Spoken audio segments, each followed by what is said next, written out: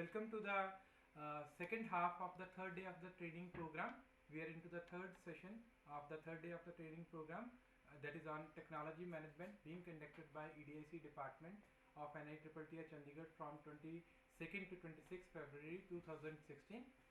So today we have Shri P S Negi ji, who is working as technical officer with senior technical officer with Central Scientific Instruments Organization Chandigarh, and he has very rich experience in the domain of technology transfer, and he has worked very long with CSIO Chandigarh, and I welcome you, sir, over here.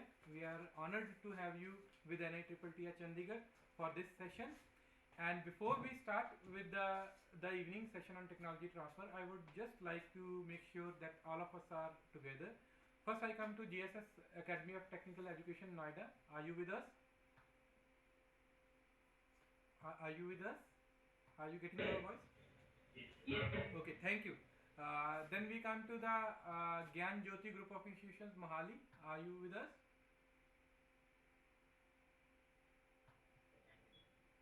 Yes, sir. Okay, thank you. Then we come to the Government Women Polytechnic College, Sanganer, Jaipur. Are you with us?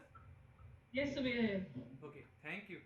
Then we come to your RD Jindal Group of Institutions. Are you? Yes. Okay, thank you. And then we come to Vidya College of Engineering. Vidya College of Engineering, Merit. Are you with us? Okay. We assume that the participants over there will be joining in that short time. No. Okay, thank you. All such centers are covered? 5? Yes. Okay, thank you. Thank you. Welcome you. Welcome. I welcome all the participants at all the centers to this session on technology transfer. Now, without taking any time, I request Dr. Shri P S Negi ji to engage the session on technology transfer. And I request the participant that you, at the end of the session or during the session, you get your queries clarified from him, and do not fear. Without any fear, you can ask any query to him regarding the topic. Thank you, sir. Welcome, sir.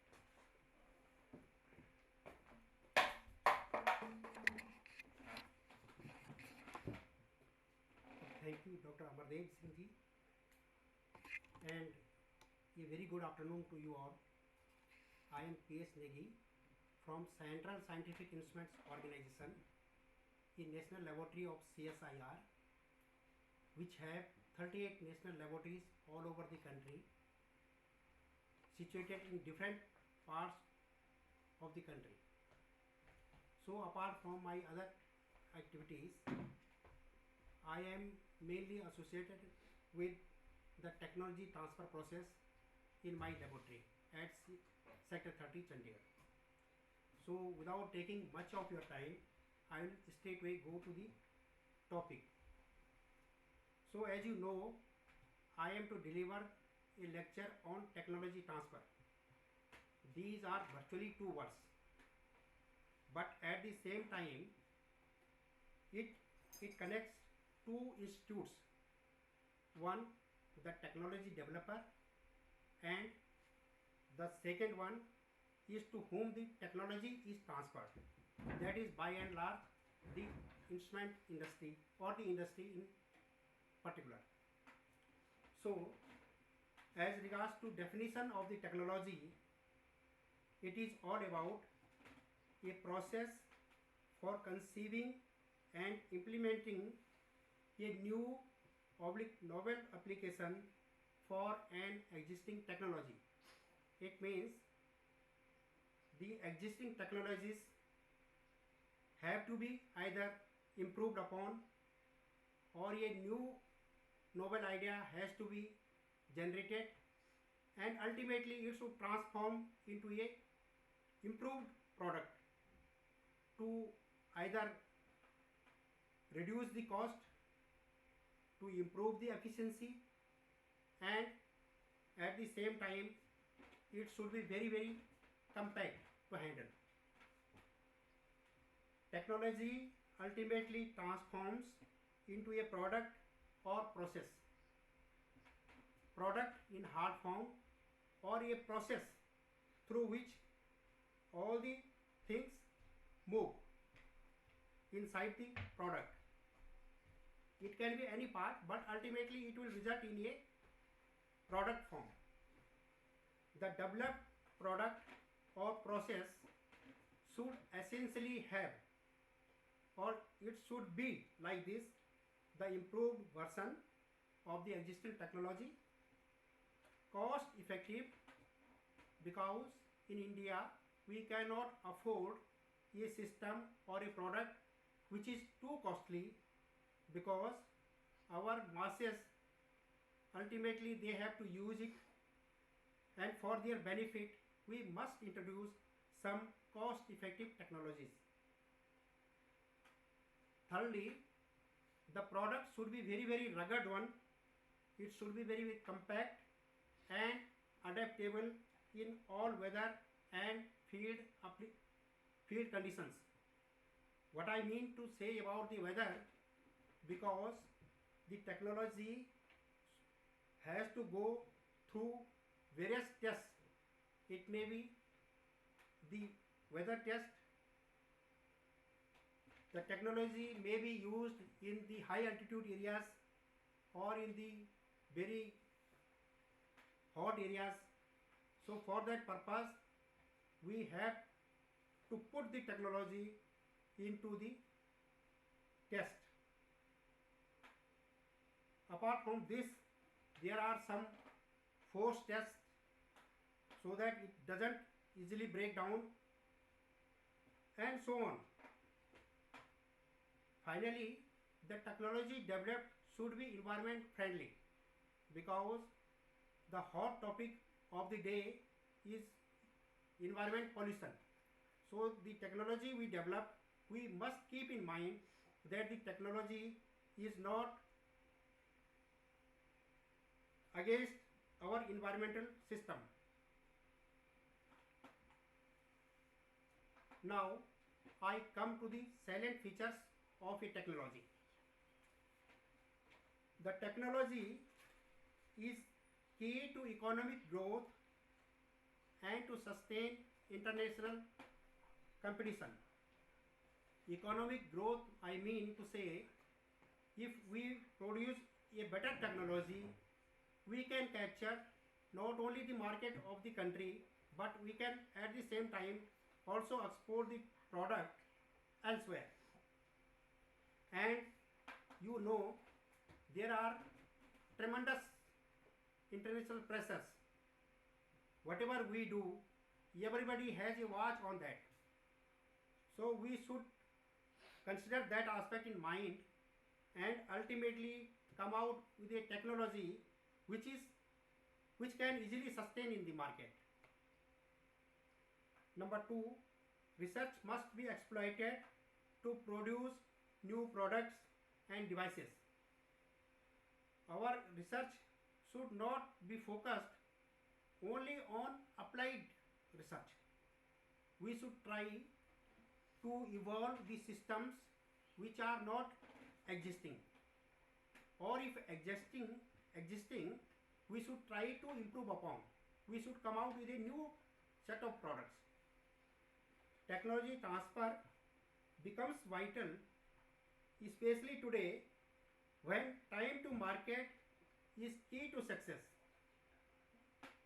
It means whatever we develop, we should not take much of time to ultimately come out with a product, because time management has to be there in every process. If we produce something at a fairly long way, what will happen?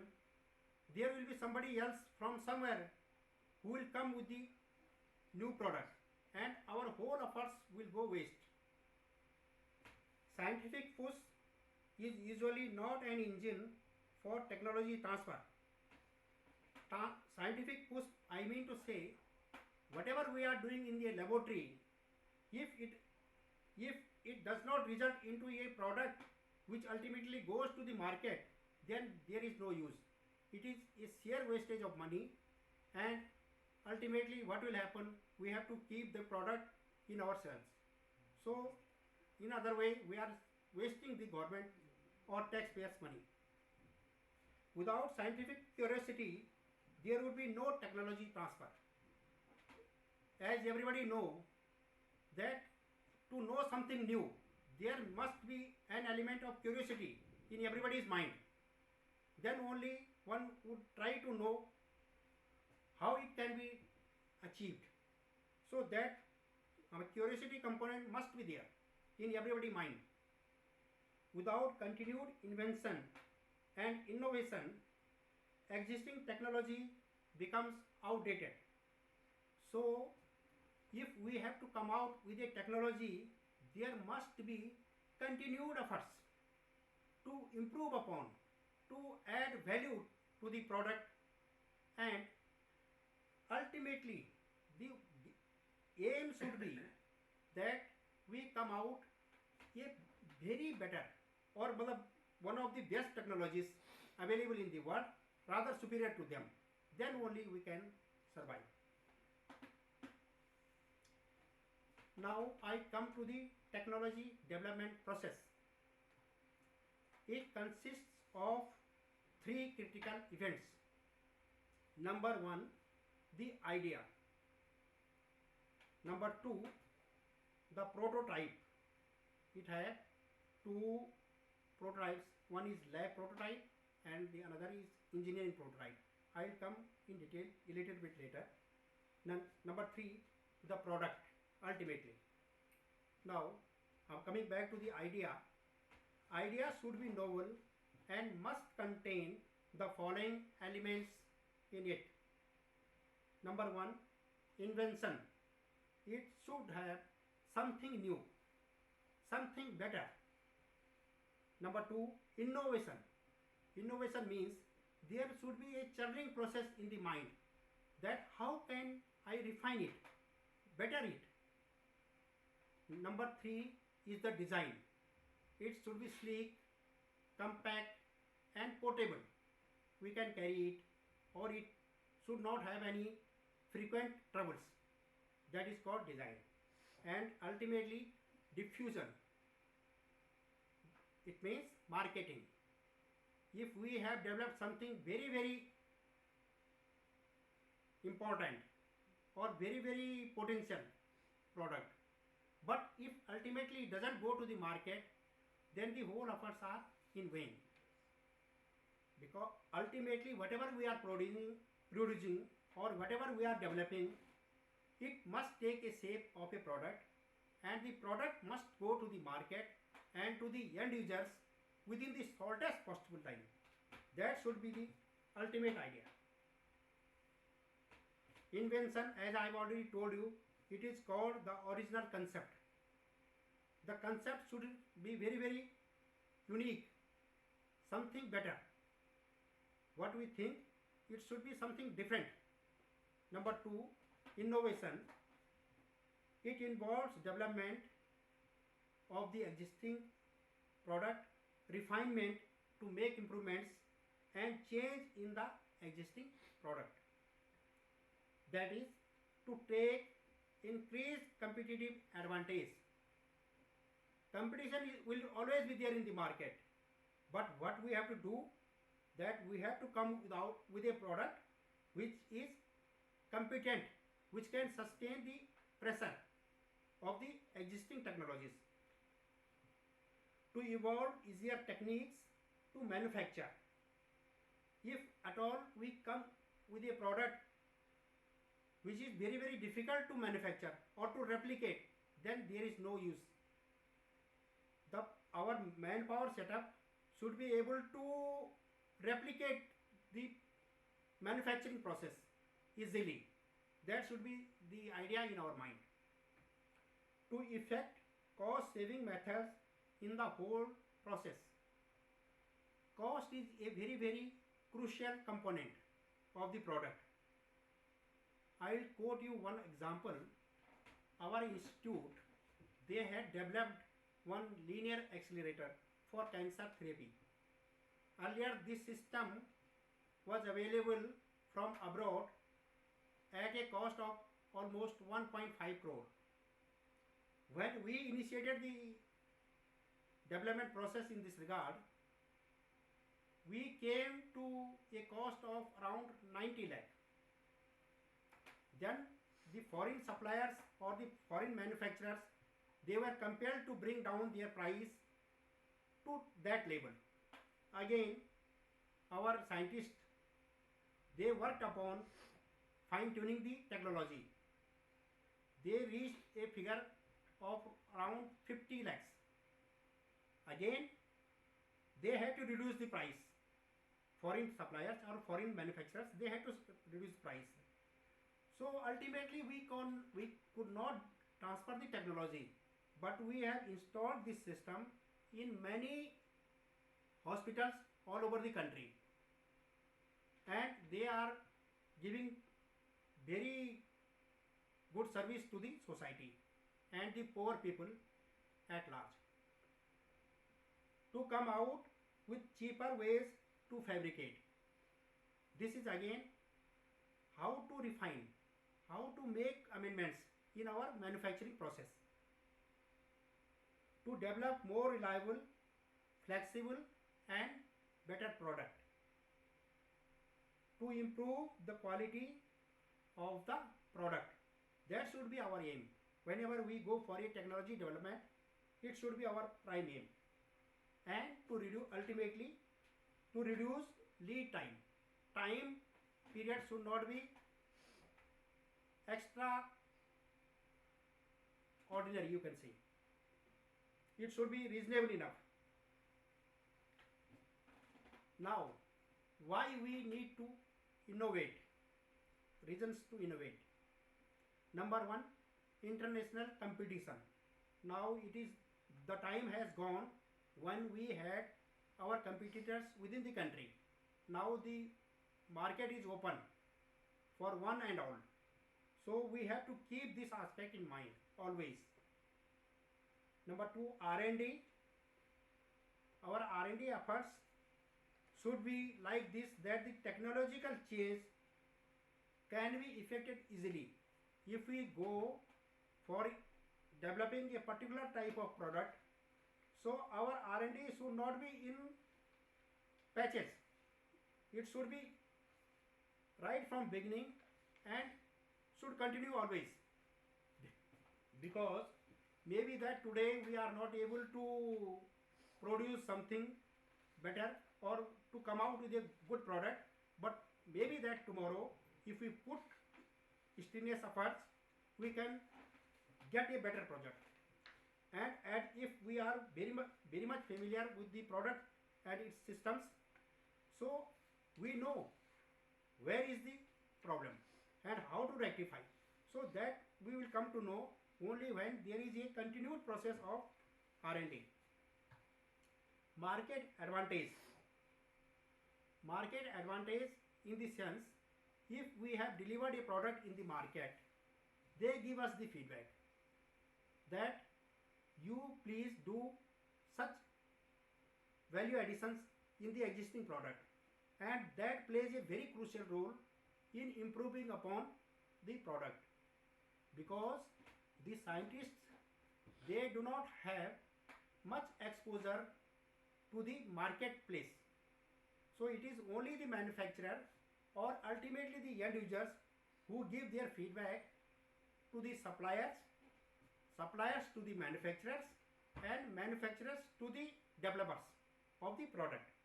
So this way the innovation process goes on. Legislation.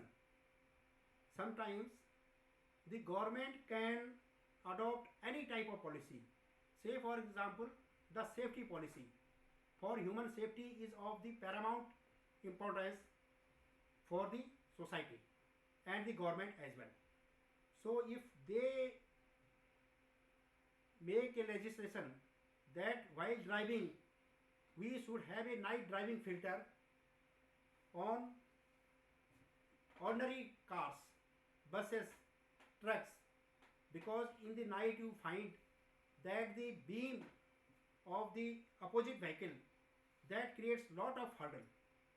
So in our institute they had come out with a fine technology called night driving filter.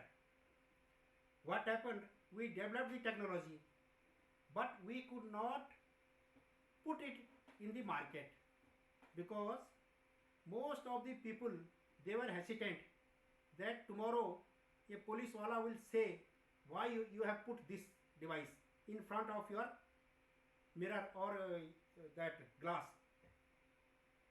So for that purpose we need a legislation. If the government comes out with a legislation that you must have such a device in all variants of the vehicles, so it will be very much easy for us to market it, the technology. Environmental aspects. If the government says, as is also saying, for example, the leather industry, there is lot of waste going, or they are throwing waste as such. So the waste should be treated properly, so that the effluents, dangerous effluents, are filtered out and the safe water goes to the rivers or to the nalas, you can say. If the government comes out with that sort of a legislation, then it is easy for us to develop a technology which is suitable to such a process. Economic policies. Economic policies also play a very vital role in defining the technology goal. Change is the human nature. If we, for example, if something is prepared at our home daily, nobody would like to have that. There must be a change. So is the case with the technology also, the product also. So there must be some improvement. It should not be changed altogether, but there should be some addition, value addition, improvement, and a better model. That sort of a thing. So far as our change is concerned, it contains two components. Curiosity, what will happen if I do this? So it opens up a way for R&D in a right direction. And the second one is laziness. You must be feeling that I am using this laziness. Sometimes I feel this process is too lengthy. Why should I go? So, but natural, I will come to a conclusion that let me try this way. The process may be shortened down. So this, in R&D, this type of mentality, that how to curtail this long process, also plays a very important role in developing a suitable technology. Innovation is also important for improvement in quality. Quality has no limit. It is a continuous process. How to improve, how to improve. Perfection cannot be achieved any day. It will be we are always in a process to improve upon. So it is the same case with quality. R&D correlates with long-term growth. What I mean to say, that the R&D we start, it is not like this that we will come out with a product tomorrow. It cannot happen. It can be achieved only in long-term process. It is not a routine way of replicating the things. It has to go through very, very difficult process, very, very uncertainty channels, because we always remain in the process of testing, analyzing, and finding faults, that how can we can improve upon. Better after sales service to customers. It is very, very important again. If we come out with a product, the product is good, it goes to the market, it is giving very very satisfactory results. But at the same time, if we are not able to take care of after sale service, or we are not able to train the manpower for that purpose, our whole efforts will go in waste. So it is very very important, and here the innovation plays a very crucial role. Benefits of innovation. What are the benefits? Although the reasons they itself contain the benefits, but here I have come out with some things. Innovation is the best way to survive.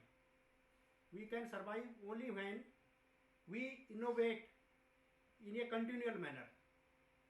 This is the only way to survive. Competitive advantage. If we go on improving, so we will remain in the market, and that will be to our advantage, because we are far ahead as compared to our competitors if we go on improving or innovating. Increased market share. When we take a lead, then we can capture the market. There is no doubt in that. Higher growth rate. Higher growth rate because of the product is selling like anything, so it will have a better returns. So because of these reasons, we have to have a innovative process in R&D. Barriers to innovation. What are the barriers? What are the hardships? What are the hurdles? Management attitude. You may be smiling inside of you, because most of the times you find that your top bosses, you are thinking good, you can prove good, but your bosses won't like that. It happens. Although everybody may not be able to admit in open space, but it is a fact.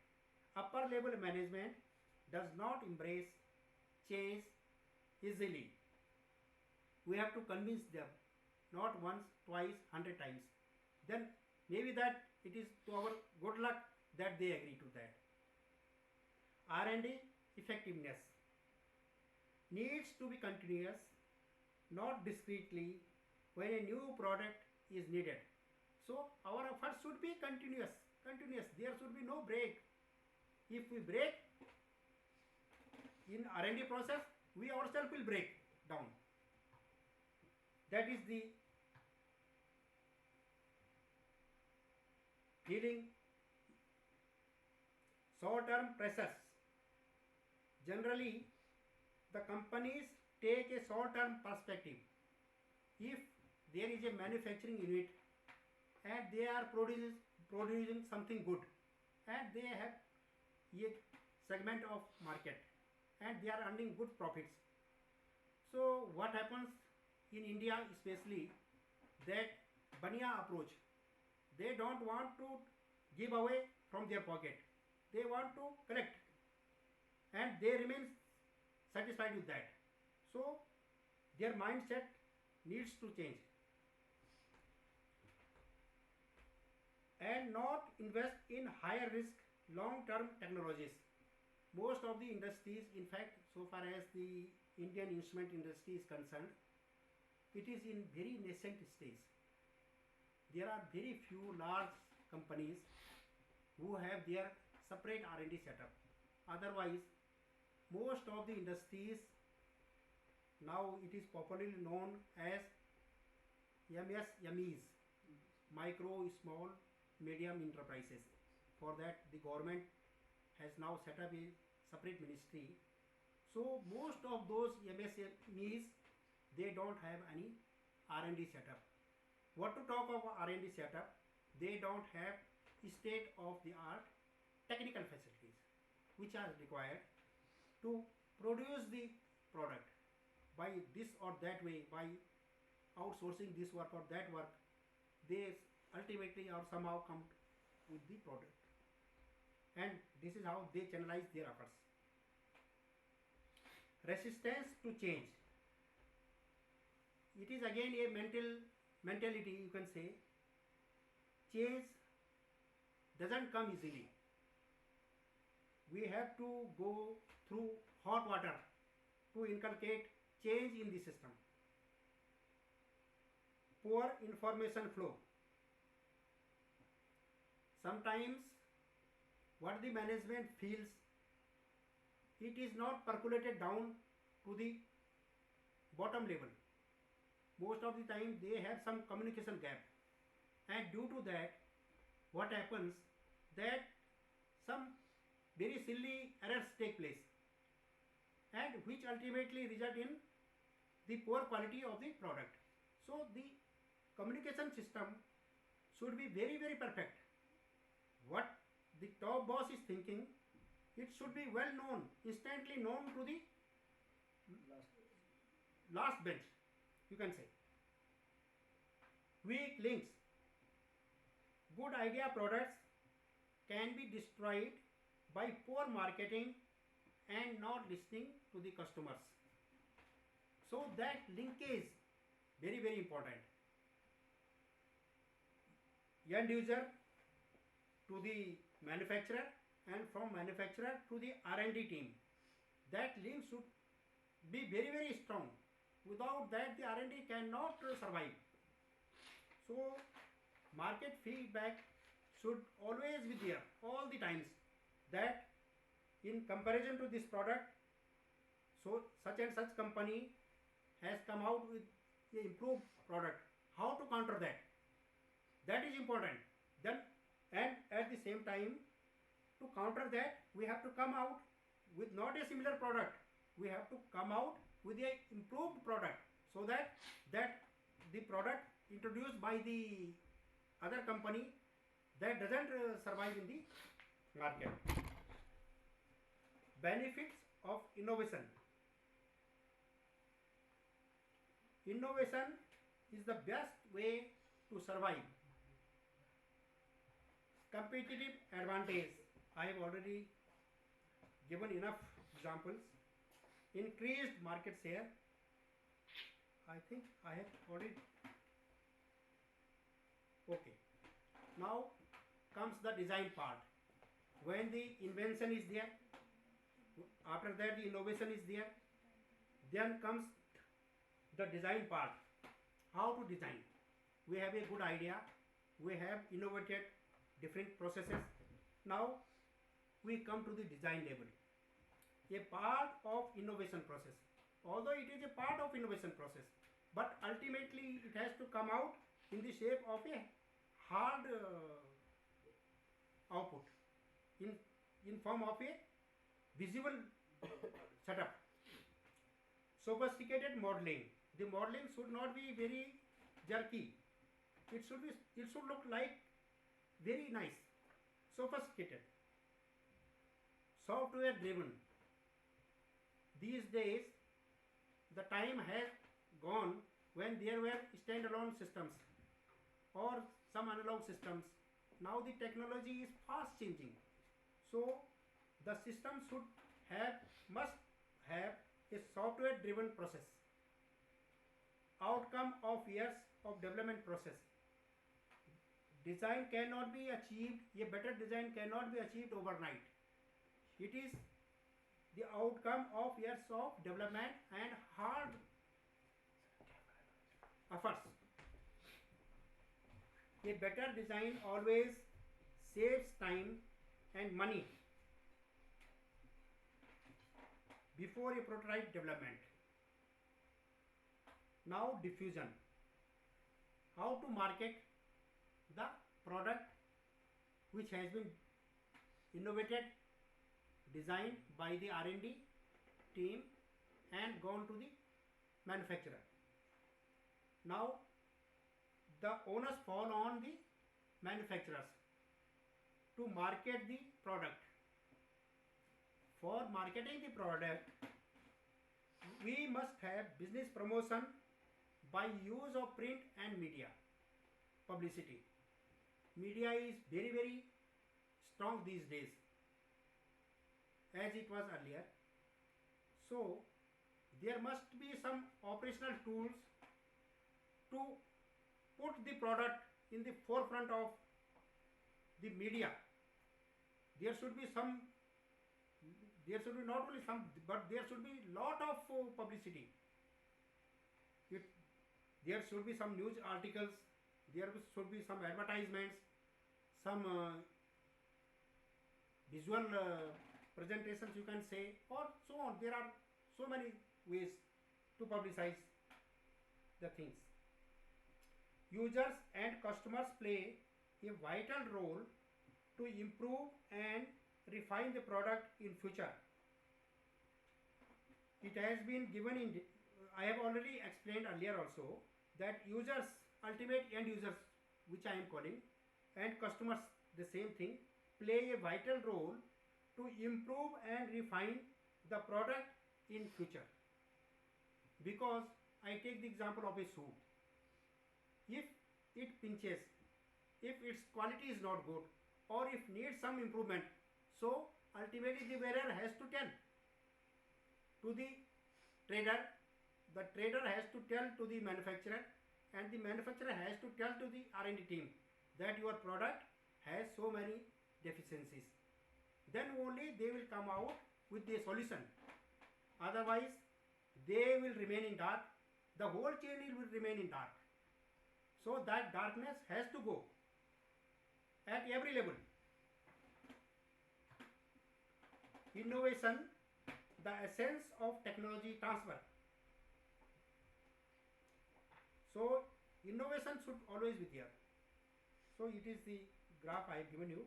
Invention, after that how the technology transfer takes place, design and marketing. Innovation embraces the entire process. At every process there should be always the innovation process involved. We cannot just isolate this component, innovative component, in one part of the activity. Rather the whole process should be innovative all the times. Now when the invention is there, innovation has taken place, the design part has also taken place.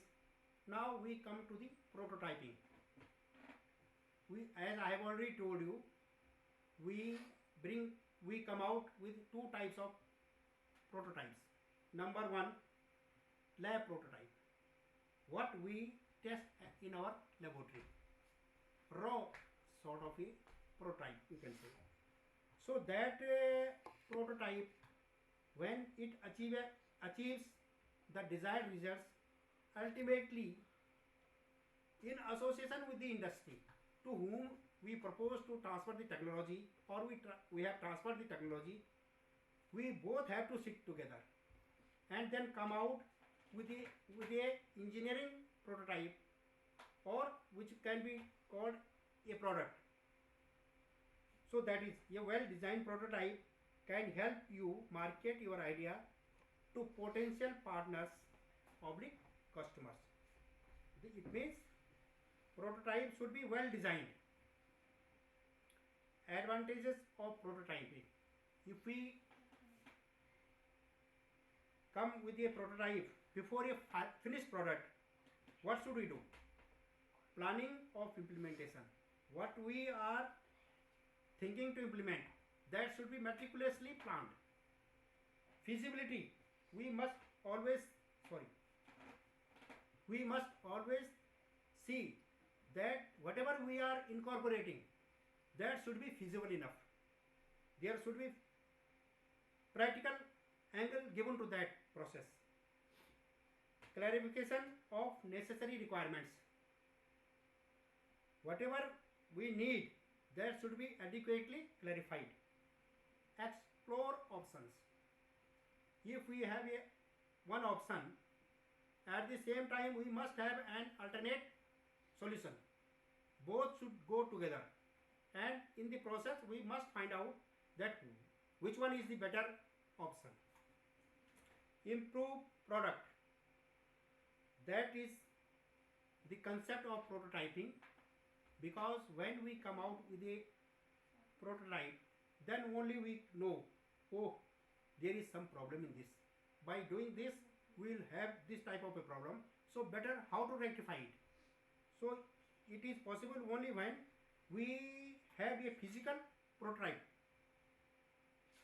Improve understanding that how the system is working, that we can understand. Verify design, very very important.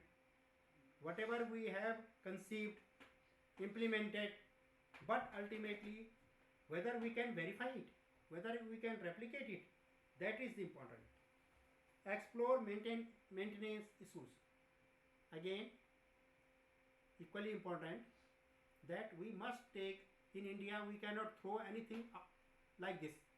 We are in the habit of using the same product for many years by making maintenance process. Risks of prototyping.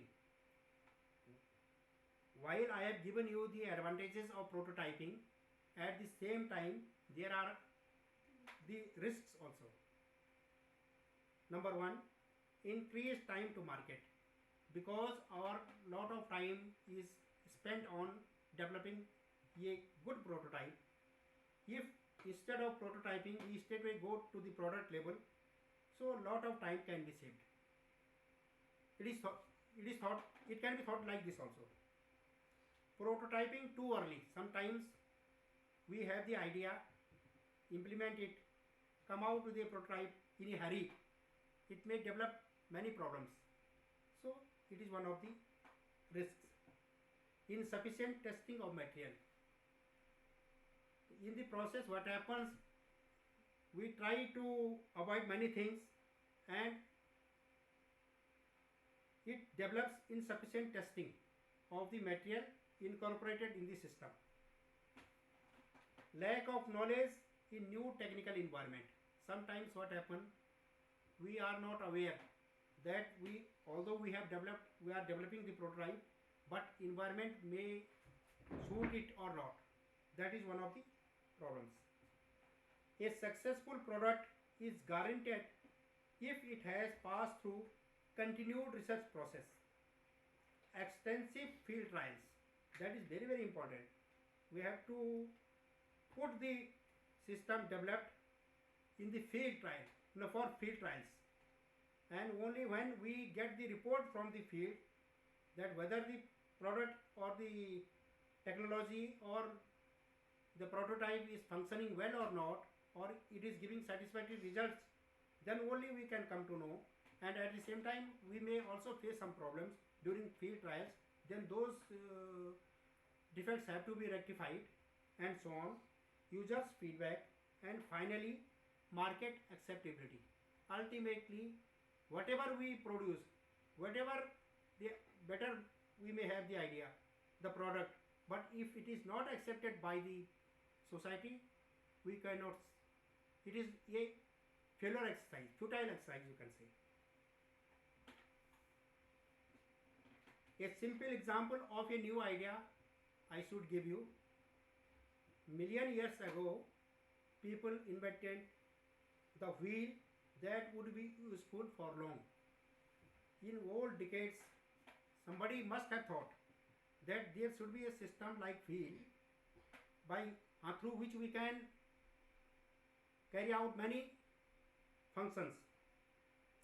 Then they saw the need for such a device that would make certain tasks easier. That was the invention. Someone needed to devise a way to utilize the idea of wheel. So that is innovation.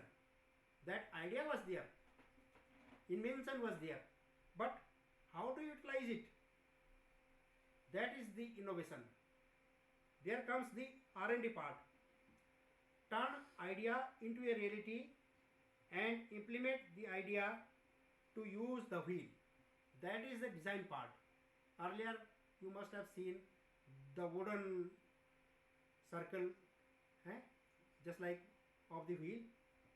After that iron wheel, and now it is the rubber wheel, and so on. The technology is changing fast. The idea turned into a finished product needs promotion and publicity. Again, the role of publicity for business development. The new product to be launched in the market. Without that, what is the use? That has to be there. The product which is acceptable to end users become a successful technology. Ultimately, whatever we develop, and if it is accepted by the society, by the end users, then only our goal is achieved. To that extent that the product is successful. Again, after that, the product will go again in the chain of improvement, value addition, and so on. That process will never stop. But at a particular point of time, that product is treated as successful due to the acceptance by the end users. Process of idea implementation. Invention, innovation, design, and diffusion. No real beginning and end. Innovation or idea or the product development stage, it has no real beginning and end. Continuous process. Invention is often continuous. Feedback from each stage absolutely necessary. Feedback, if it may be at the designing level, at the implementation level, finishing the product level, marketing level, end users level, there should be a continuous flow of information. What and how to improve. What next should be there. Technology assessment. If we have to develop a new product, if we have to come out with a new technology, then how to assess the technology which would come. Study the international and national technological scenario. First of all, we should know that what is the international and national scenario about this technology.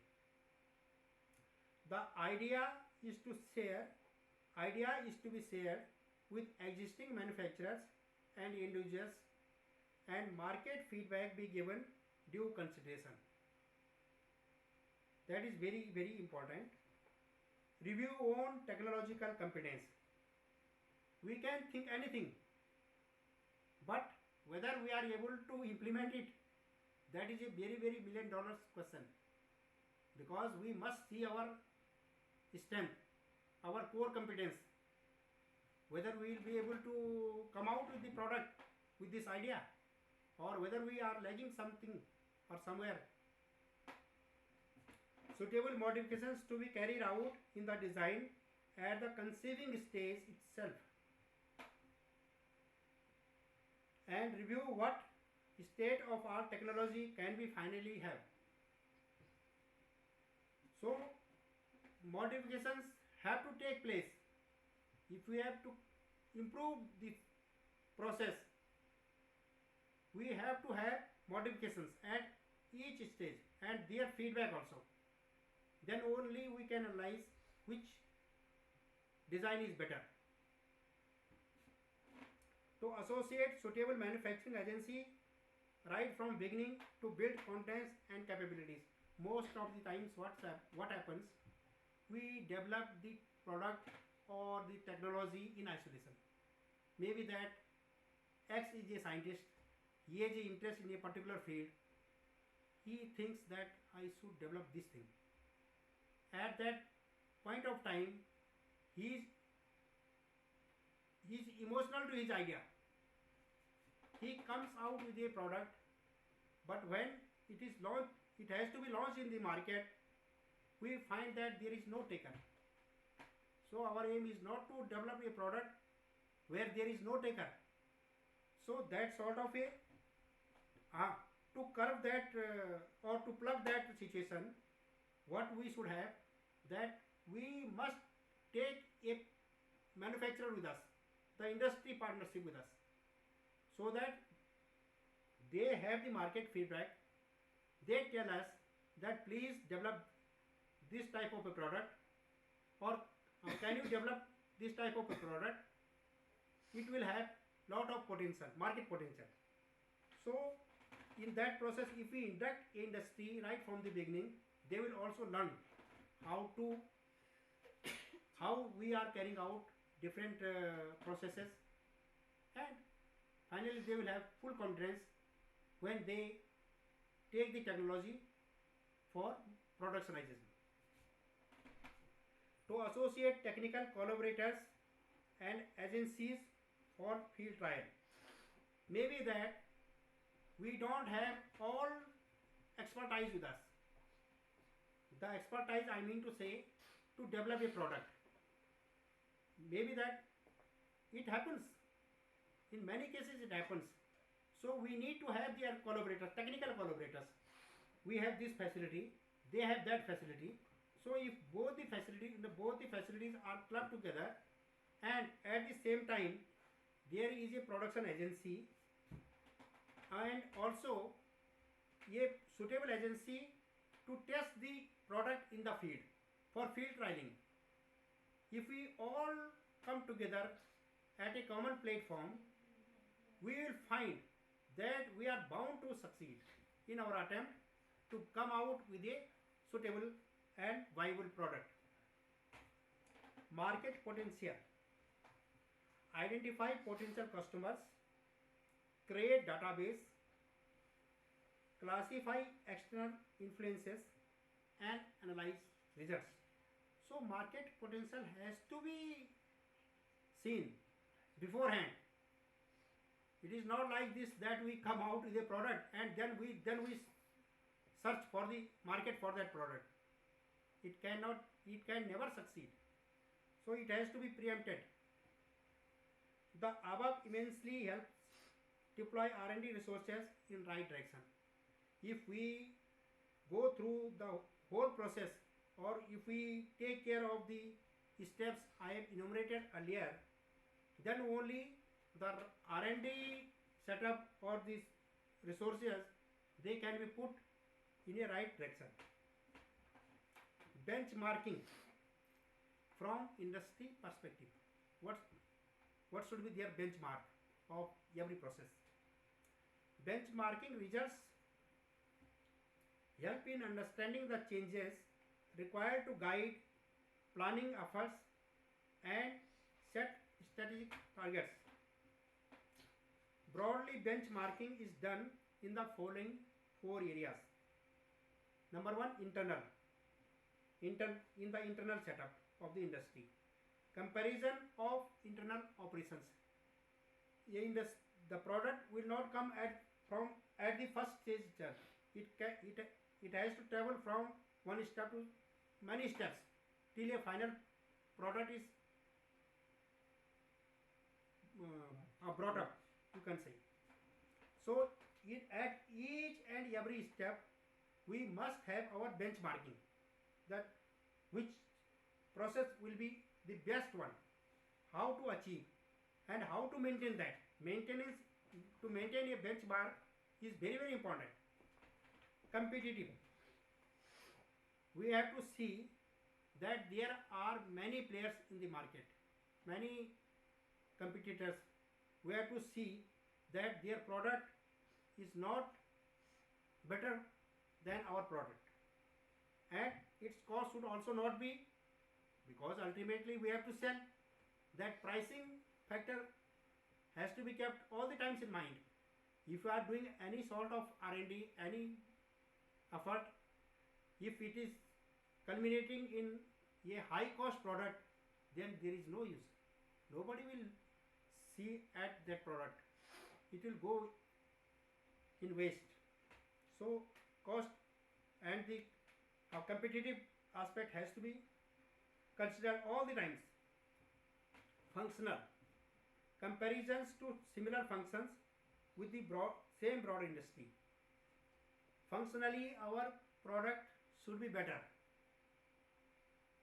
Technology can survive only when it is better than others. then only this aspect must be there in the mind of all who are involved in the whole chain. Generic comparisons of business processes on functions that are very similar regardless to industry. Some manufacturing chain is there in each industry. So how to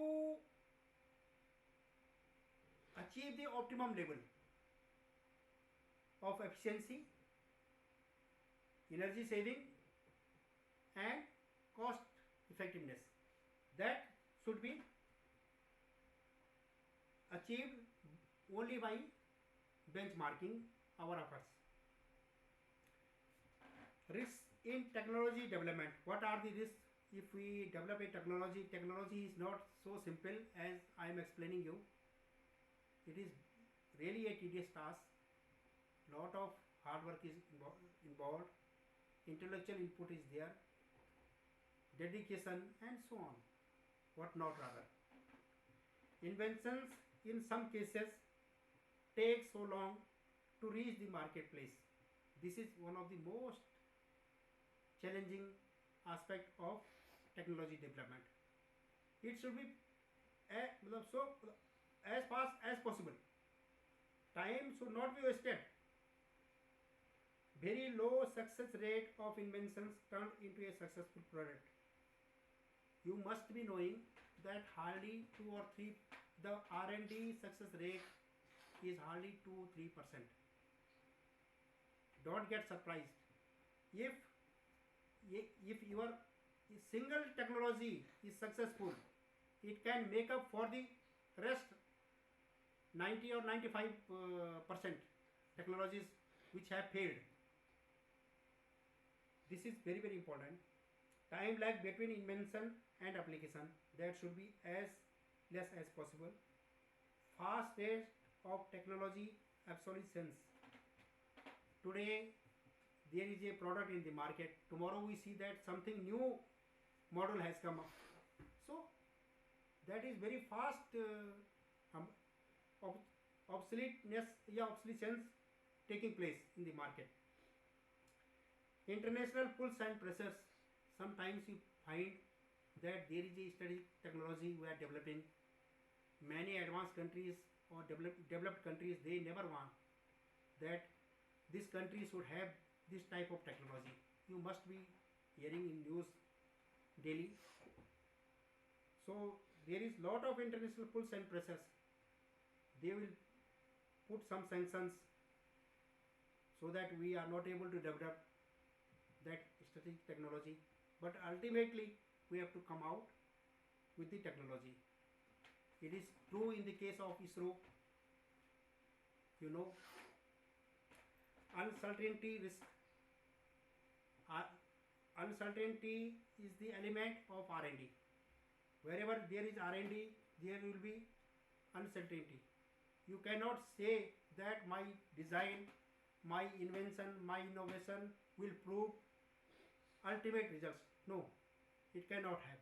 It may have, but uncertainty will always be there till you come out with a finished product, with a successful product which goes in the market and accepted by the society. Slow speed of marketing. Marketing should not be done in patches. It should be in the bombastic way that we have launched this product and it has so many features, this and that, and by this you will have this much of these many benefits and so on. So the customer needs to be convinced by hook or crook. Then only he will look at your product. Otherwise, you will say is that way. Problems faced by small industries rather. Small industries, what happen? Lack internal R&D resources. They don't have enough money to invest in R&D. Lack the required expertise. You know, to set up some good technical facilities, one need to invest heavily. They cannot afford. Not much experience in negotiating barriers and applying careers. They cannot, if there is a barrier, there is a hurdle, they cannot negotiate because they don't have resources. तो माया का जाल है हर जगह. This is very very important. Require access to external technologies. Generally what happens, the developed countries, they don't part away with their latest technology. You will see, whatever we are importing, that is not the latest one. The laptop which you have in your hands may be imported. That would not be the one which is selling there in their countries. Those who have gone abroad, they must be knowing this fact, hard fact rather. Inadequate business planning exposure to compete with large industries. They don't have any business planning, proper business planning. Satisfied with their existing product line, because they think the mentality, Indian mentality in particular, is like this. Okay, my business is running fine, I am earning so much, I don't need more. So that type of mindset puts many hurdles in the R&D to improve upon the product. Not enough risk taking capacity. Generally we don't take risk, or the industry doesn't take risk, small industry in fact. So without risk, no adventure. Customers' preference for imported products. Somehow this is so deep in our mind that it is very difficult to come out from this.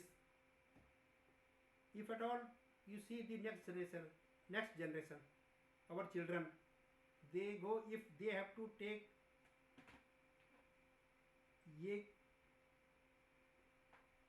anything for them, just a suit, they would look for the imported one. Maybe that there is a better brand in the market, indigenous brand, they will never look at that. They will always get attracted towards a foreign brand. This is the problem. Do you need water? Huh? Water? No. Technology scenario in developing countries. India is a developing country, so I have thought better I should discuss this. High dependency on technology imports. Technology is very very costly affair. If we invest in R&D, what happens, by the time we come out with the product or with the technology, viable technology, we find that the advanced countries, they have come out with a better technology, with a better product. So our whole efforts will go in waste. Inadequate technology infrastructure. We don't have that much of state-of-art infrastructure. Everywhere we are carrying out the R&D activities. Slow pace of technological change. Here in developing countries, what happens? The pace is very very slow. So we cannot win the race with a rabbit's habit, you can say. Technology acquisition costly. If we try to acquire the technology, these days the government is putting lot of pressure to import the technology, to put pressure on foreign investors to take the technology and make in India. So that is the otherwise a very very costly affair in routine. Uncoordinated and duplication of R&D efforts. This is a very very big problem in our country. For the same set of things, there would be so many R&D labs. That lab is doing this thing, or segregated efforts. If all efforts are put together, not physically, by collaboration also, then we are sure to take or sure to come out with a viable product. So unfortunately there is lot of uncoordination, non-availability of skilled manpower. Now the government is putting again high efforts for skill development. Today many students, those who are coming like you people, coming from the engineering colleges or polytechnics or so on, you are not that much exposed to the actual industry environment or to the R&D environment. Rather you need to know very basics when you come out. Whereas what should happen, that in the very beginning of your course syllabi, you must be given practical knowledge, theoretical less, practical more. Then only you can develop skill. Otherwise, if you are theoretically very sound, but unless you do something practical, you can't have confidence. That is the biggest flaw. Technology, high dependency on technology imports. Developed countries hardly provide latest technologies, I have told you. Lack of access to information on new technologies and latest innovations. Countries who have strategic technologies, they never part away with their latest innovations. They will never reveal. So it is very difficult. Lack capabilities to create globally competitive technologies. We don't have those capabilities.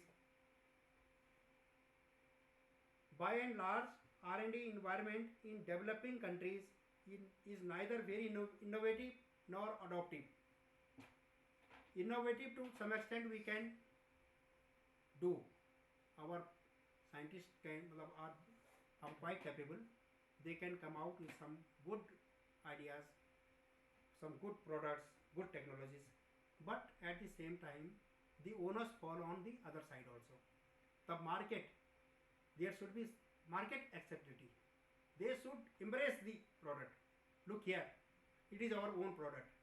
We should derive pride in that. Somehow that element is very missing.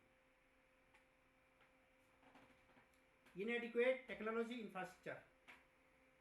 R&D institutes and testing facilities in developing countries fall short of quality when compared to industrialized world.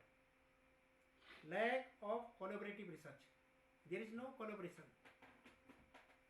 Expertise is everywhere, but there is no culmination of expertise. This component is very missing. If we come together, we can do miracles. Isolation of universities and R&D institutes from industry. It means there is no academia, industry, institute linkages. If universities, they are teaching their students many new things, new ideas, new theories. R&D is trying to experiment those ideas. Industry is implementing, but there is no coordination. If we all come together at a common platform, so then only the better R&D can prosper and better products can come out in the market. Slow pace of technological change. Industry lack the capability to constantly upgrade technologies in view of rapidly changing technologies in developed countries.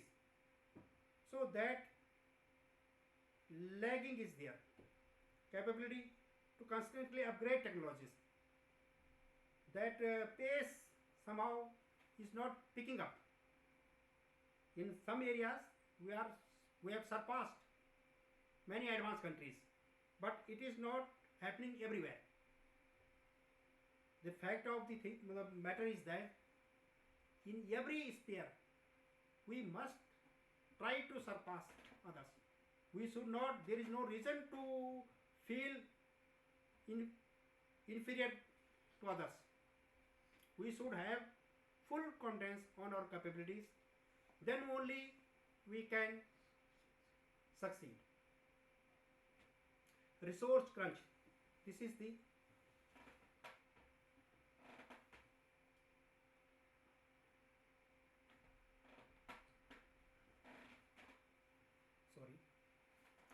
resource crunch. Money makes everything possible. That money must be there. If we don't have money, without money, no life, no better life. Technology acquisition costly. Acquiring the technology is very, very costly affair. Unless there is competition, those who have the technology, they can demand anything. It is only when you develop something that you can make others to come to the negotiating table. Otherwise, you must be knowing this mobile when it came, it was introduced, how costly was it. Now you can have this a better mobile, iPad, so on, at a very cheaper rate. This company is giving you at this rate, the other company next day at a very reasonable rate, and so on. Unit level technology absorption is low. Unit level technology absorption should be high. Unit level, I mean to say, if the industry is there, the industry must try to absorb the latest technologies, whether they are taking it from the in-house development, means within the country, or from abroad. They must take, then only they can survive. It is not that only the Indian setup should provide them the technology.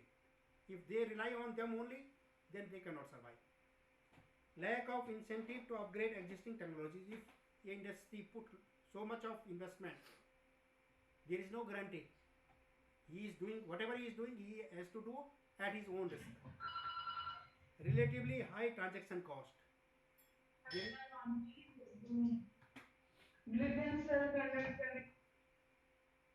I finish?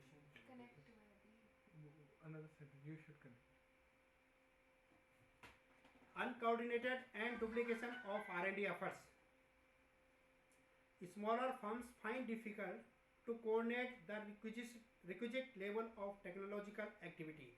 Sometimes the industry, they feel a hitch in approaching us. They feel that this is a very big institute, we don't know how they deal with us or how they will deal us. In fact, there should not be any hitch. One should try to express his feelings openly and frankly.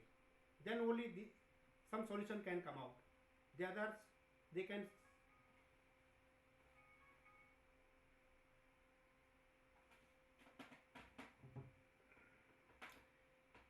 low participation in network of organizations and institutions for collective and collaborative R&D. So low participation is there so far as the collaboration is concerned or the linkage is concerned. Very, very poor.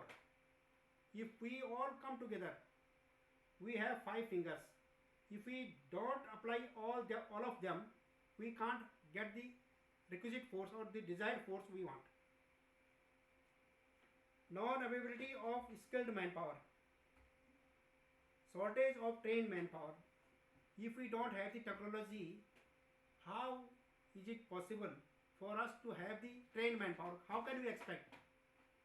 We can expect only when we have the advanced technology and at the same time we train our people. We can't expect anything much higher from a person who has not seen that process. So he has to not only see, but he has to get himself trained in that particular function. Lack of continuous capability development of manpower in technical dimensions. Technology is fast obsoleting. So the technical personnel, they should also be trained. They should get exposure to the latest technologies. Then only they can remain in the competition. New technologies not adopted due to lack of skilled people and state-of-art facilities, thus widening the technology gap. We are missing state-of-art facilities. That is our drawback because of inadequate funding, that we are not able to test whatever we are doing. We have to go somewhere else for testing, for manufacturing a prototype and so on. Many things are there. Now transfer of technology is now, why I am using this now, transfer of technology instead of technology transfer TT. You will get misled. So it is now transfer of technology, TOT. What is transfer of technology? A technology developed by a R&D institute for a specific purpose, further given to industry to exploit its potential commercially. It means the technology is developed by a R&D institute. When the R&D institute develops the technology, comes out with the engineering prototype, that prototype is shown to the industry concerned, interested industry rather. When they are satisfied that well, it will work for them, or they can earn out of this technology, then only they will be ready to take the know-how of that particular technology. So in that process of technology transfer, there should be a R&D institute and the industry to manufacture. A transition process between the technology originator, processor and the receiver. So it is a transfer process, transition process between the technology originator and the technology receiver. Technology transfer, I have given it, explained it in this diagram. It is both way everywhere. You will find invention both way. He has invented something, but feedback will go to him. You do it like this. Innovation is there. Again, some reverse feedback will be there. Design and marketing. Transfer of technology process, TOT process. What is this? The TOT process helps a manufacturing company to use its manpower, machinery and material more effectively by getting manufacturing knowledge and technical assistance to convert the technology into a finished product. So in the TOT process, what is important?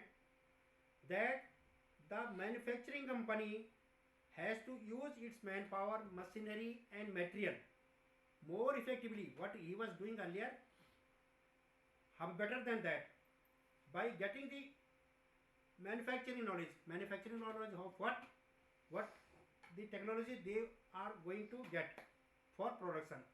So by TOT process, they get the manufacturing knowledge from the R&D institute or from the R&D team who have developed that technology.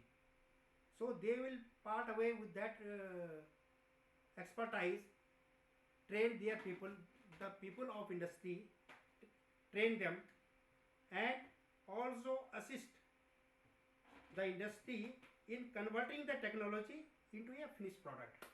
So in the whole process, when the technology is transferred from a R&D institution to the industry, it is a sort of marriage of both the parties. In each and every step, they have to be all together. TOT process starts only when the interested firm agrees to pay the technology cost, premium and royalty. Nature of TOT and its period is also decided with mutual consent.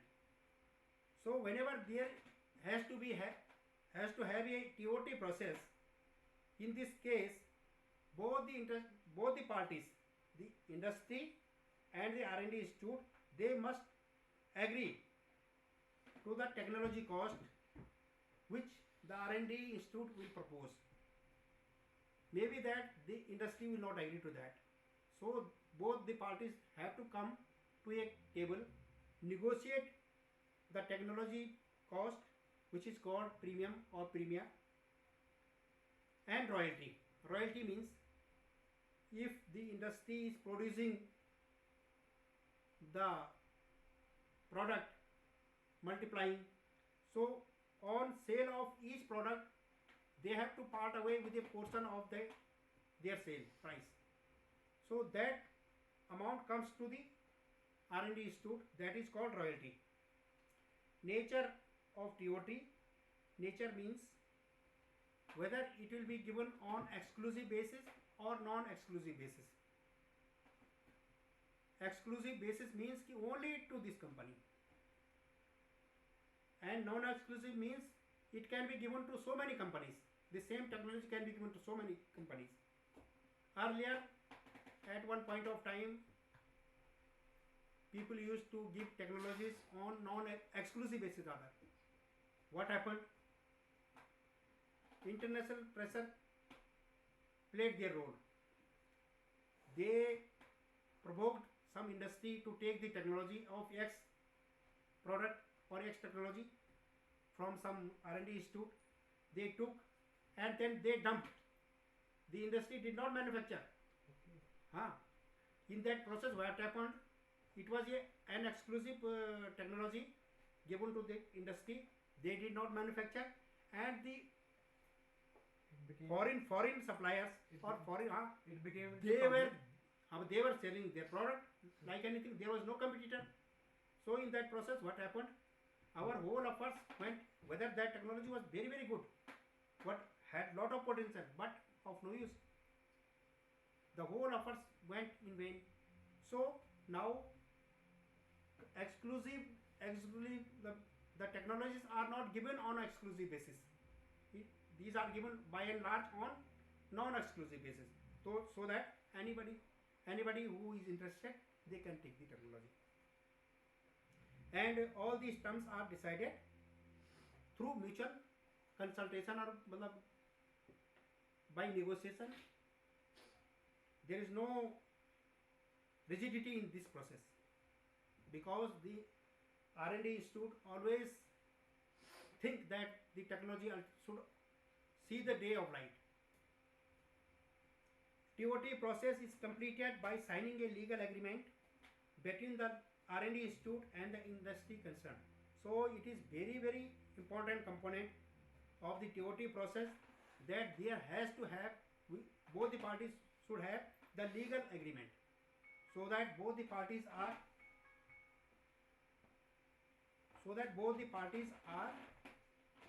bound. Following broad steps are involved in TOT process. If the R&D institute has to transfer a technology to the industry, so what will be the process? How they will proceed? The interested firm ensures that the demonstrated technology would be beneficial. First of all, if the technology has been developed, it has been told to the industries that we have developed this technology, so the industry people will come. They will see the live demo of the technology. They will examine the demo and conclude whether that technology is useful to them or not. It may be that they say some modifications. If the scientists, they agree that okay, when there will be technology transfer, during technology absorption, we will incorporate this feature also. They are sure, but they did not thought that they should also include this feature in the system. So that can be done. So if both the parties agree, the demo is given, the industry is convinced, then only the TOT process will get initiated. After that, the firm gives an expression of interest for taking the know-how of the technology. When the industry is convinced of the technology, they have to give in writing that we have seen the practical demonstration of this technology and we are interested to take the know-how of this technology. Kindly proceed further and intimate us that what steps we should take in future. The firm is advised to submit a copy of each of the registration certificate, product profile, latest ITRs, and its resolution for authorized representation to negotiate the technology. So, when this letter comes from the industry for taking the know-how of this of X technology, after that the institute will tell the industry that you please give us a copy of your registration certificate. We have to see whether the industry have the manufacturing certificate or not, registration for manufacturing or not, whether they are traders cannot be given the technology. Only the industry who have manufacturing license can be given the technology. Then we have to see their product profile, whether they are in the same line, whether they can come out with the technology, with the product much early. If they are interested in expanding, it is something else. But at the same time, we have to be sure whether they can produce the product ultimately. If their capabilities are lagging behind, then we can say sorry. Instead of saying straight away no, we can do this exercise by this or that way. Their ITR means their balance sheet has to be seen, whether they are insolvent, whether their financial position is quite strong or not. Everything that has to be seen, because ultimately they have to put investment on that to come out with so many products. And the resolution that who would be the person negotiating on behalf of the industry. That letter should come to the R&D Institute, that who would be negotiating and who would be signing ultimately the TOT agreement. The head of R&D Institute technology originator forms a group which evaluates the technology and ensures that the technology documents are ready. When this letter comes, the industry gives its all the documents required to process the TOT in the lab. Then what happens? The head of the institute, of the R&D institute, he will form a group to negotiate with the firm. But before that, they evaluate the technology. They go through its all documentation, its working methodology, its field trial report. If they are not satisfied, they will again put the instrument for field trial. Only when the report is satisfactory, the institute will march ahead to negotiate with the industry. Otherwise, they will never open their gates.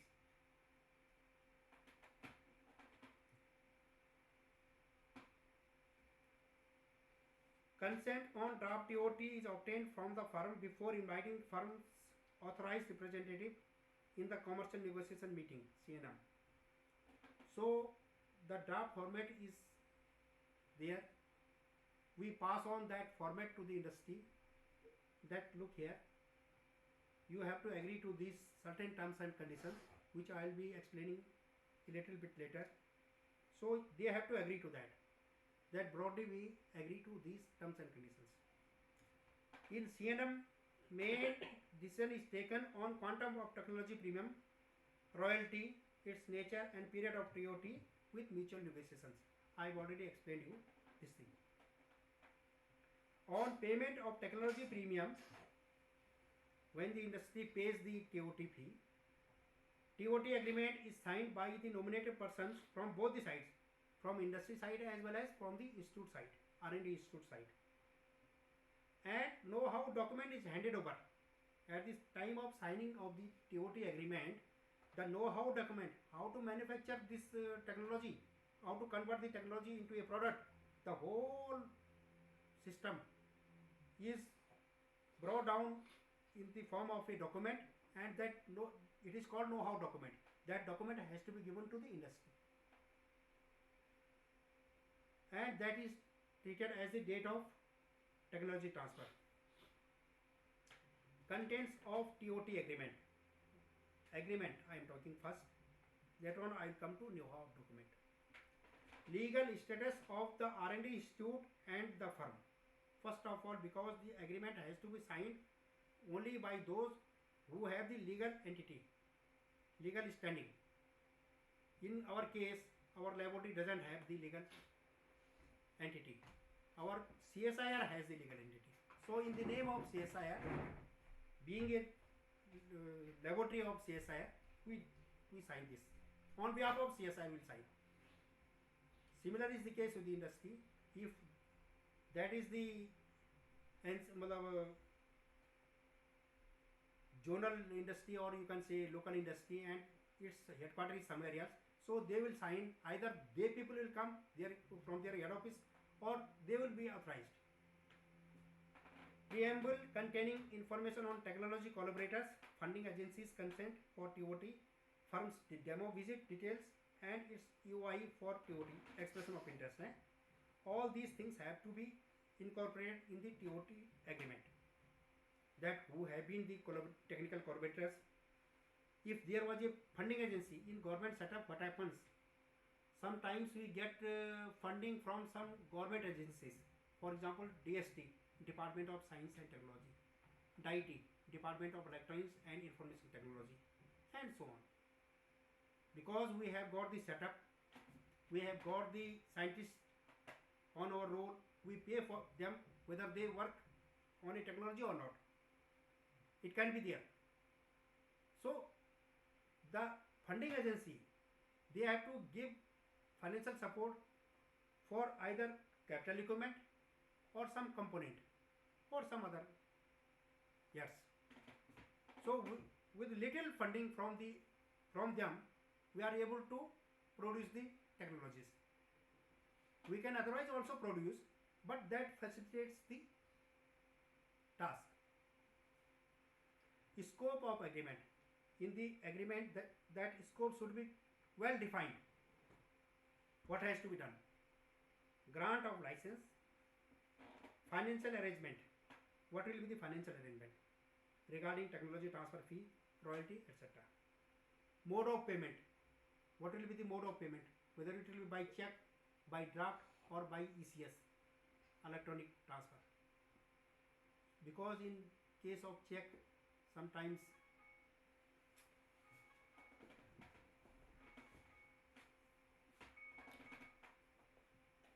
now TOT agreement, transfer of know-how document, responsibility of the R&D institute, it is to be well defined. Transfer of know-how document is very, very important. Training for technology absorption. When the industry has to absorb the technology, they have to be trained. Who will train? The R&D team. The R&D institute will take the responsibility to train them. Technology demonstration at commercial scale. When after training their people, industry people, they come out with a finished product, final product, then that has to be demonstrated. That should be in a perfectly working condition. So who will ensure that? Both will ensure. The R&D team will also ensure, the industry will also ensure. They cannot leave away. Technical and business support. For a fair amount of period, the industry is ensured by the R&D institute that look here, for so many years, 3-4 years, we will give you full technical support. Don't worry, you go ahead, we are with you. So that support has to be there. Now the responsibility of the firm. This was the responsibility of the R&D institute. Now what will they? What is their responsibility? To work on technology absorption within a time frame.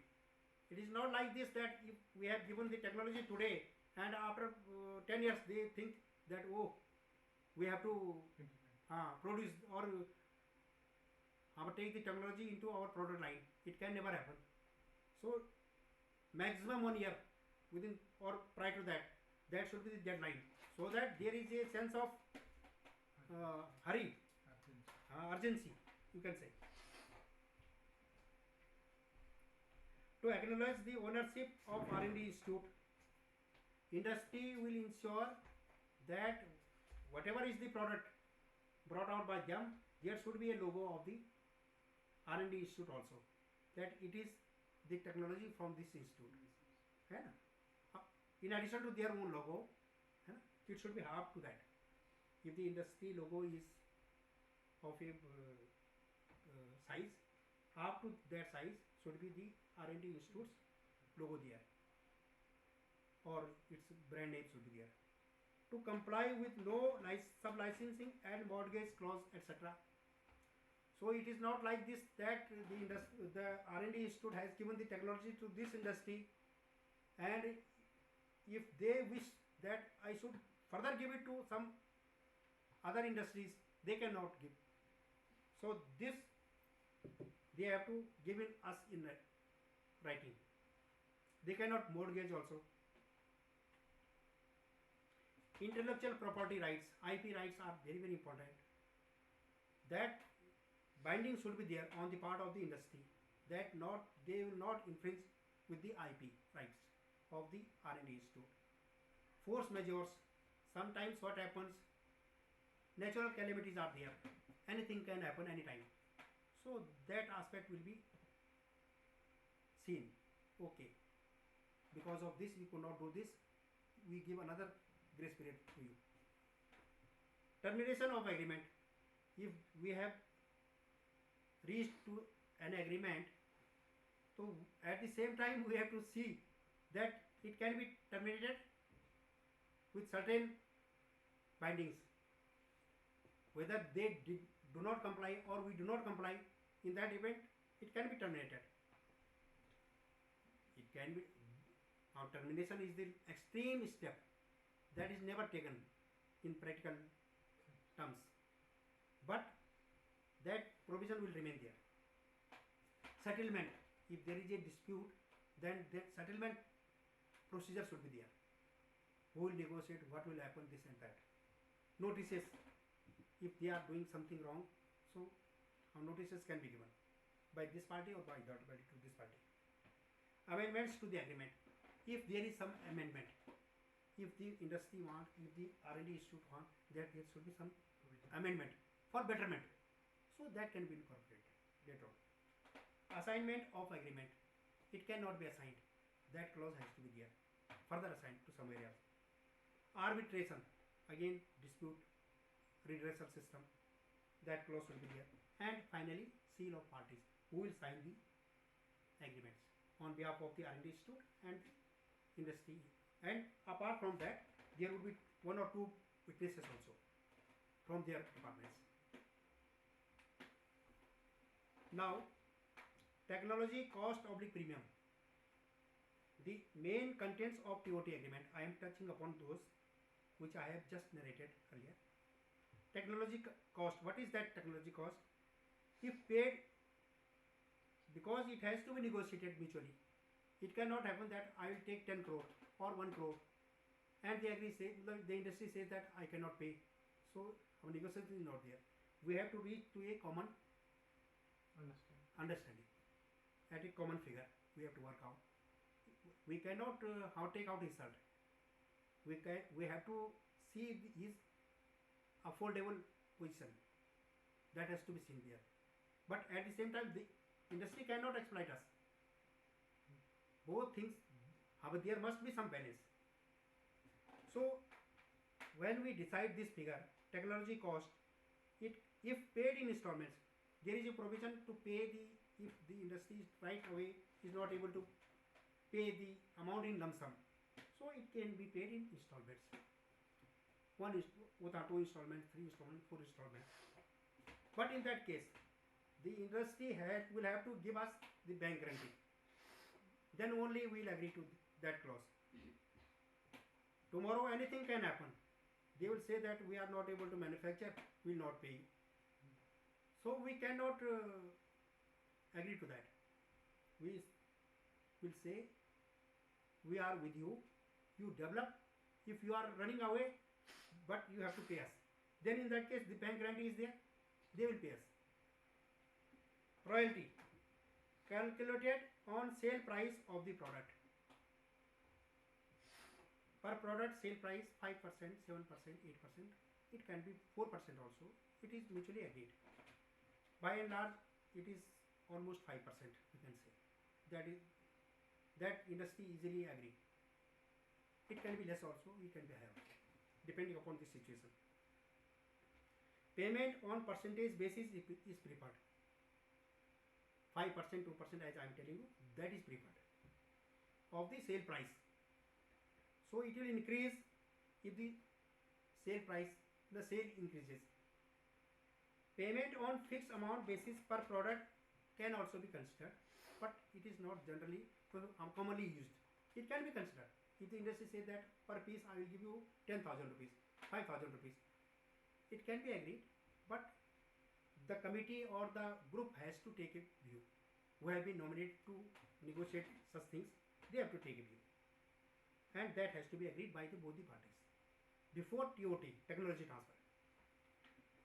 Payment of royalty on bi-yearly basis. Sometimes what happens that industry feels that I will give you every month. No. There is lot of accounting exercise. So to avoid that, twice a year, 1 April to September, up till 30th September, from 1st April to 30th September, they have to pay in the month of October. Similarly, from October to March, they have to pay in the month of April for that period, 1st October to 31st March. Generally, it is difficult to monitor sale of private firms. Everybody knows that they are very, very hesitant to give the bills. And the customer also demands that you give me this product without any bill. Although it is not a healthy practice, I tell you. This is not business, healthy business behavior. But it is happening. We have to deal with the practical situation. So, generally, we do not rely on royalty basis.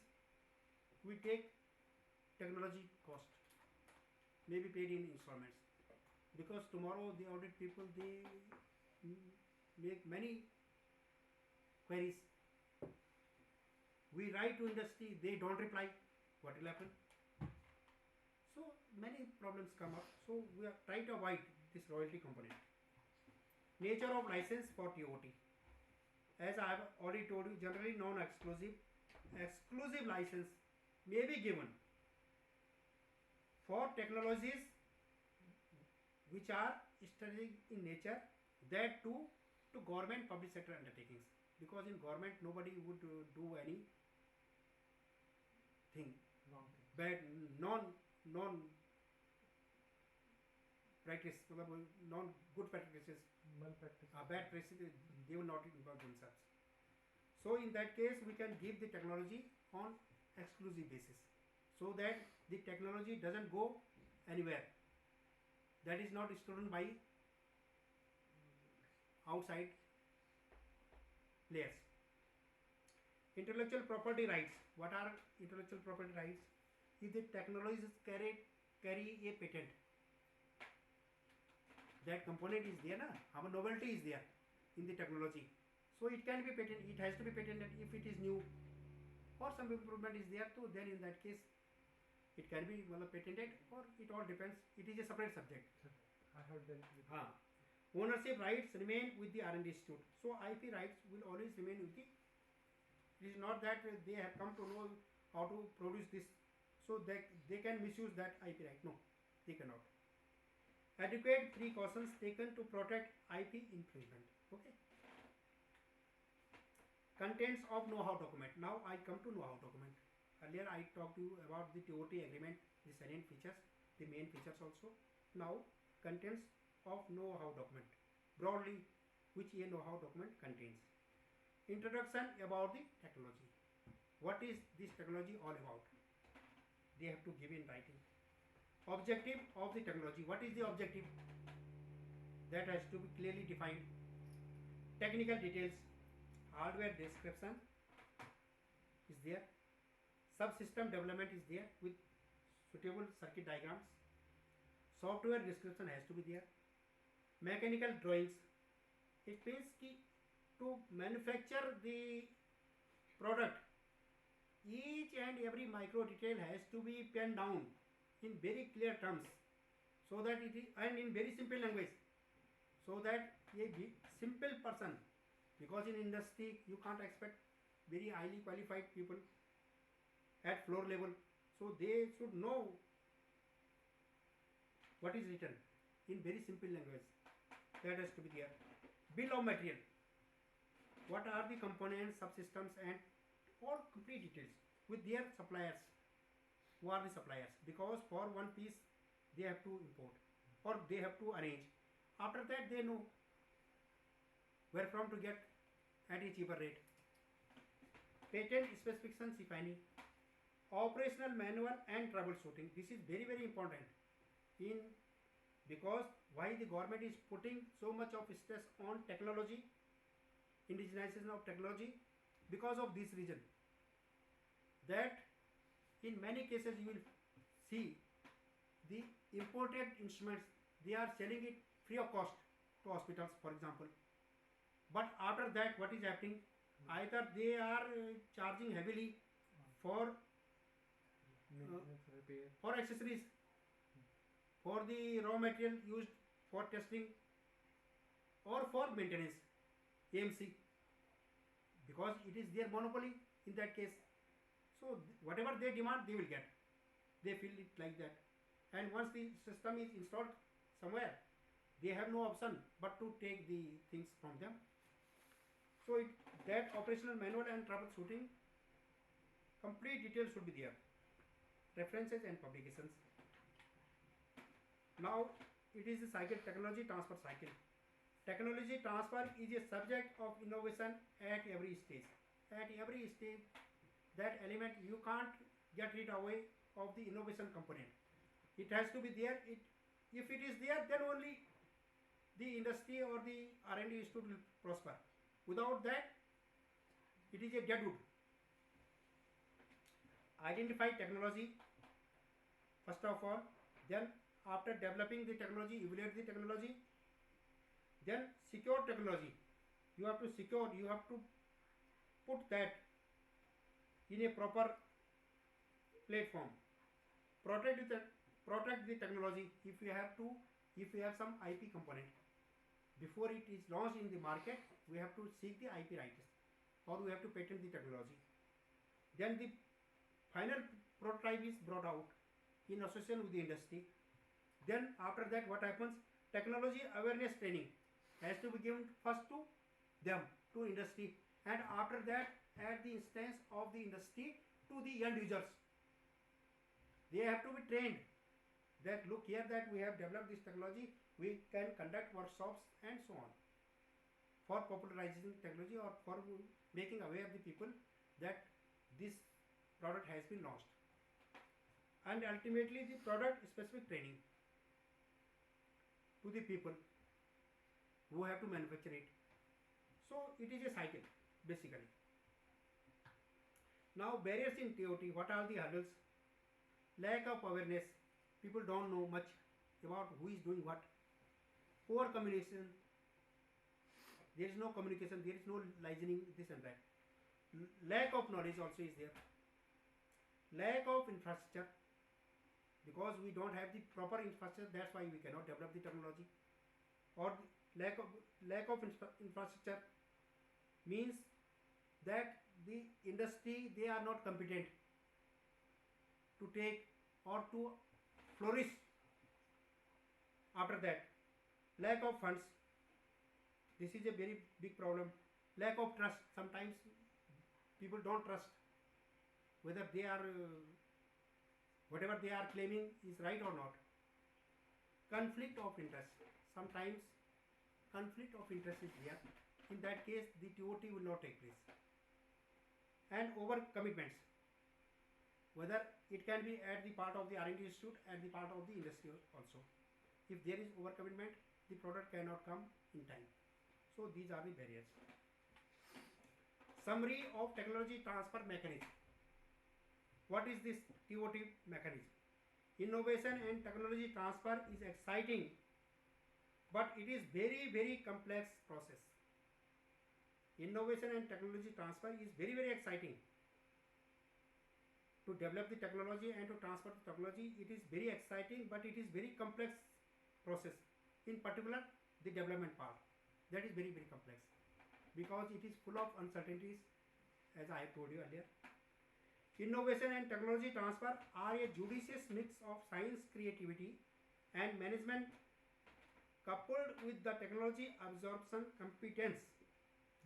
Technology and innovation transfer, these are practically a mix of science, creativity, those who have created the science, and the management at this level, at that table also. Management coupled with technology absorption competence. Whether the industry is able to absorb the technology, this is a $1 million question. This is the main aspect. Successfully conducting technology transfer requires champions at every step in the whole process. We need to have best talent at every step. Maybe in the industry the boy is illiterate, but he is very good in his technical skills, so he can survive. In industry, emphasis is given on skill development. In R&D, emphasis is given on intellectual. So, this is the difference. Now, I come to my last slide. Suggestions for better technology transfer prospects in India. What could be the better technology transfer prospects? These are some suggestions I worked out. I am just giving you. To adopt demand-driven approach. Demand-driven approach means market feedback should be there. Market should tell what products should come, what would be beneficial to them, and implement technology-driven time-bound programs. That idea should come from the market. That technology should be implemented by the lab in a time-bound manner. Focus on creation of center of excellence. It is not that the same set of R&D is taking place at many places. Nothing doing like that. Center of excellence should be there for building core competence in specific fields of science and technology. If we have to build the core competence in a specific field, we need to have center of excellence which have state-of-art facilities. Emphasis on capability building and skill development program. Skill development should be there. It is a continuous process. Avoid duplication of R&D efforts. It has to be done. Our country cannot afford duplication of efforts, particularly R&D efforts. There should be no duplication. State government departments are doing something, central government departments are doing, some labs are doing something, some big industry houses, they are also doing some R&D in the same subject, in the same area, same field. No. Yes, they should come together at a common platform, reach a consensus that we will do this, you do this, do that, and ultimately we will integrate this. Like that. Feasibility assessment. That assessment has to be done. Feasibility, whether it is feasible to venture out such a program. Design and implementation of technology transfer plans. These have to be designed and implemented in a very meticulous way. Better liaising with industry and establishment of collaborative partnership among academia, industry, institutes. So liaising has to be done. Liaising should be perfect. There should be no communication gap. Liaising is very important. It is not a very small thing, but it has to be there, because there can be many made problems. So those have to be solved There should be perfect unison at all levels, perfect understanding between academia, industry and R&D institutes. Establish technology trackers. This is a very new idea, that there should be a separate group for technology trackers, whose full-time job will be to track the technology, who has done what and who is doing what and where. That has to be tracked, then only the useful feedback can come, the R&D can be pursued in that direction, and finally the better project can come in the market. So with these words, I thank you very much. I hope you have enjoyed, and in case you have any queries, I wish that I will be able to satisfy you. Please. Any queries from any centers? First we come to GSS Academy of Technical Education. GSS Academy of Technical Education, Noida. Are you with us? Any queries, sir? I feel so. There in the morning there was a query regarding technology licensing, and as per my observation, that has been implicitly. Sure, sir. Yes, good day, Dr. Bachelor. Sure, sir. You have elaborated very good manner, and all things you have explained very clearly, so there is no doubt. Okay.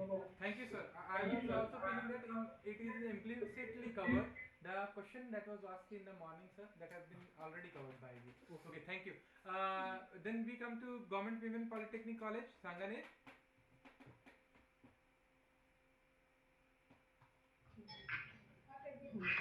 Any queries? And just be with us. मैं एक आपको चीज भी आज दिखाने वाला हूँ, innovative product. Okay. हाँ, Women Polytechnic College. Have no questions, but one thing I would like to say that we've got very valuable insight on transfer of technology. Everybody sitting here liked the presentation very much. It was very enlightening, sir. Thank you so much. Thank you, sir. Thank you. Then we come to the next center, Gyan Jyoti Group of Institutions, Mohali.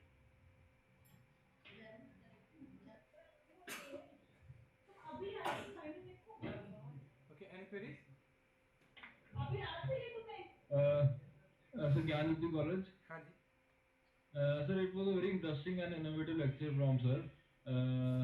We hope to have lectures like this in the future also, and in the coming 2 days. So it was a very interesting lecture for us. Okay, thank you, sir. Thank you very much. Then we come to RD Jindal Group of Institutions. Are you with us, Laluru? Any questions?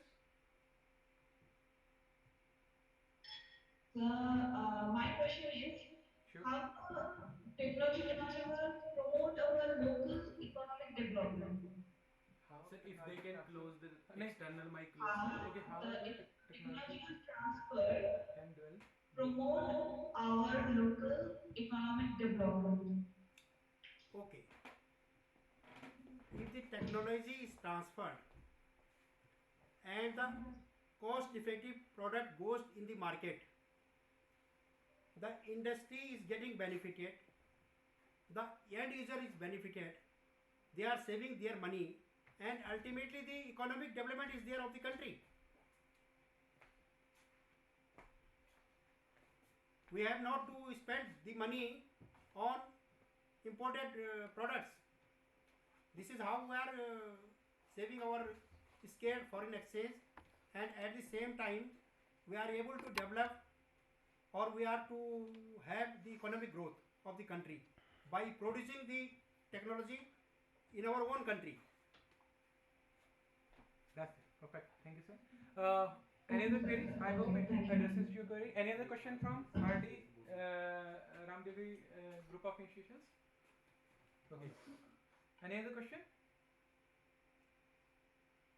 RD Jindal? Mic is on. No, sir. Okay, thank you. Then we come to. No, sir. Okay, thank you very much, ma'am. Vidya College of Engineering.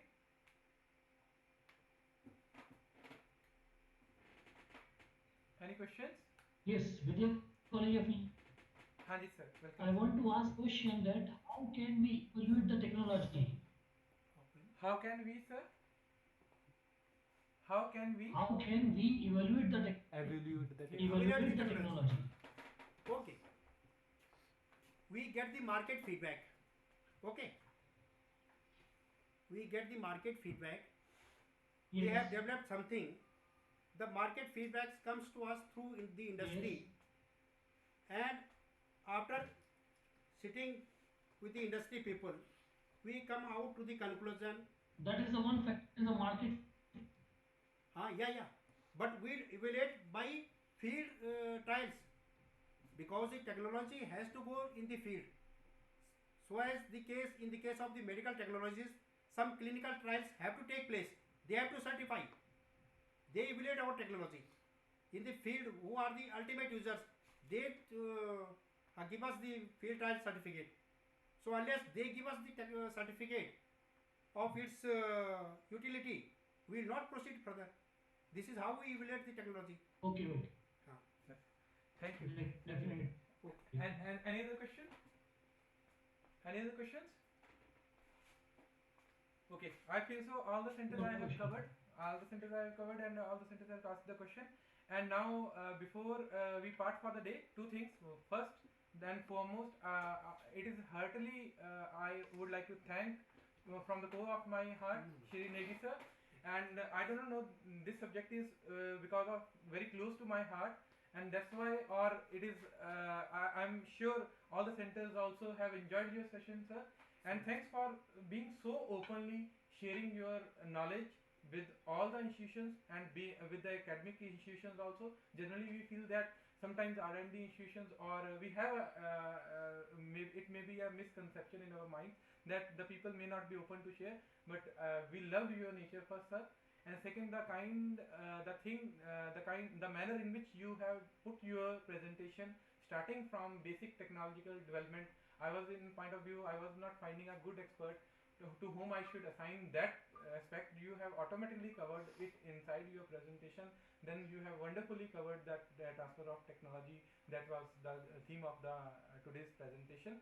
Thank you, sir. Thank you very much for being with us, and we will be needing your blessings at any time in future. And we wish you have enjoy a very long, good life and health. Sir, Dr. Amardev